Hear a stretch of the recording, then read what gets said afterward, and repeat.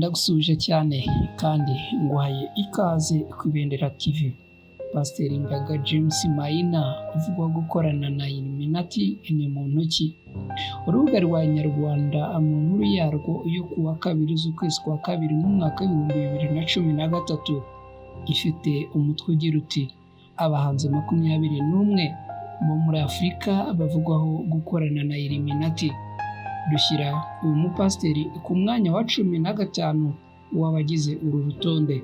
Ibi kandi ntabwo bishidikanywaho kuko mu kinyamakuru cyitwa laringo.com cyandikira muri Kenya, uyu mugabo avugwaho kuba umunsi umwe yarigaragarije uwo bashakanye nk'igikoko kubera ihohoterwa rikomeye yamukoreye.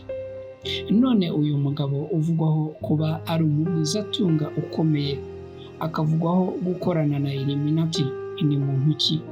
Uyu munsi turarebera hamwe amakuru y'uyu mupasiteri witwa James Ngaga avugwaho byinshi. Avugwaho gukorana na Illuminati. Nitwa na Ntirushwa, aha ni ku Ibendera TV. Ndabibutsa gukora like, share na subscribe kuri channel yacu Ibendera TV. Ikaze mu nkuru y'uyu munsi.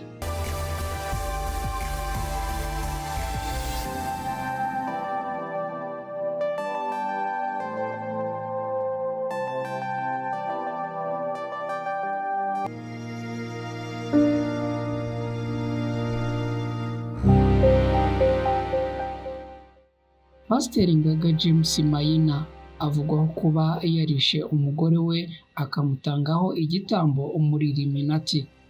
Nyuma yo gukora ibi, uyu umupasiteri avugwaho kuba yarahisemo kurongora mushiki we mutoya, nuko avugwaho gukorana na Illuminati gutyo.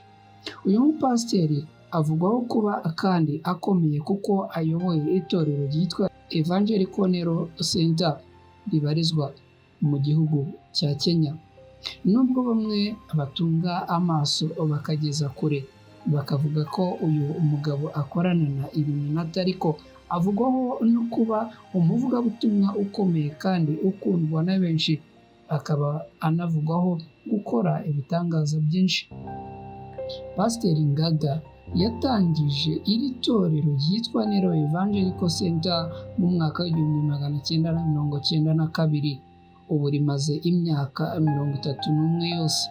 Mu mwaka w'2007 umuyobozi cyangwa diregiteri wungirije w'iri torero William Mburu yavuze ko iri torero rifite agaciro ka miliyoni 100 z'amashiringi ya Kenya.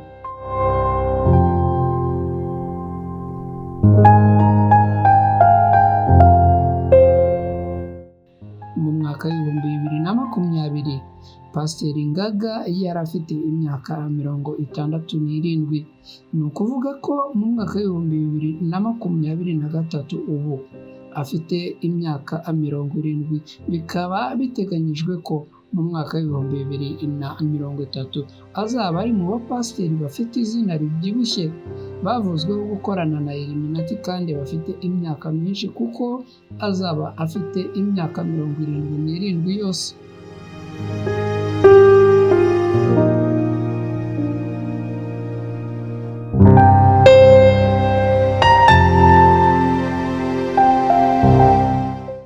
Mu mwaka w'2012 Ngaga yashakanye na Murongi nyuma y'icwa ry'umugore we wa mbere. Ubu bakaba bafitanye abana 4. Nyuma gato ariko uyu mugore Louise Murungi yajyanye ikirego mu rukiko avuga ko iyo bageze mu buriri umugabo we amuhohotera, mbese ngo amukorera ibikorwa by'ubunyamaswa.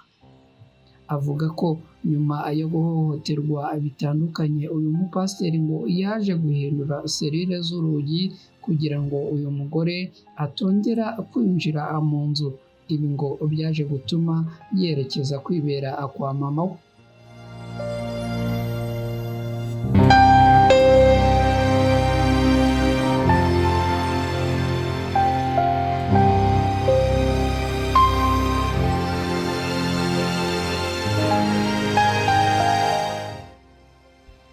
Uyu mugore yavugaga ko ngo Pasiteri Ngaga ari umusinzi umuhemu kandi ngo nta muntu n'umwe yubaha.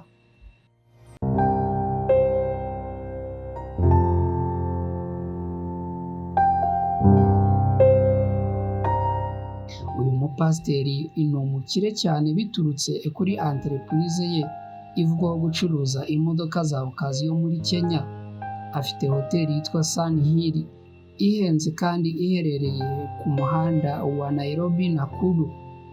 Afite inzu zihenze kandi zifite agaciro gakomeye. Afite imodoka zikomeye kandi zihenze. Afite n'ibindi bikorwa byinshi cyane bibarirwa mu gaciro uko hejuru mu gihugu cya Kenya.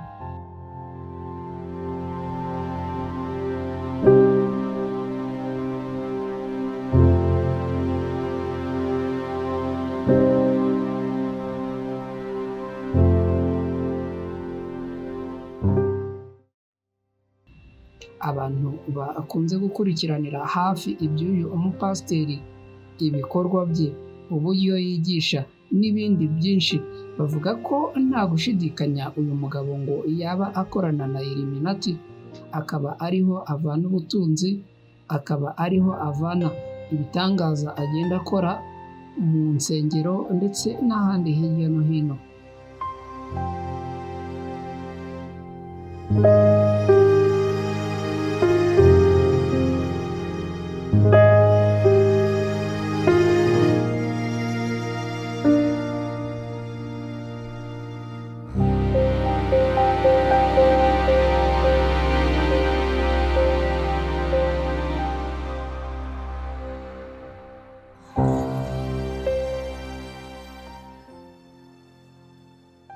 Ngayo nguko inkuru y'uyu munsi tuyihiniye ahangaha. Nitwa na Cretine Rushwa, aha ni ku Ibendera TV.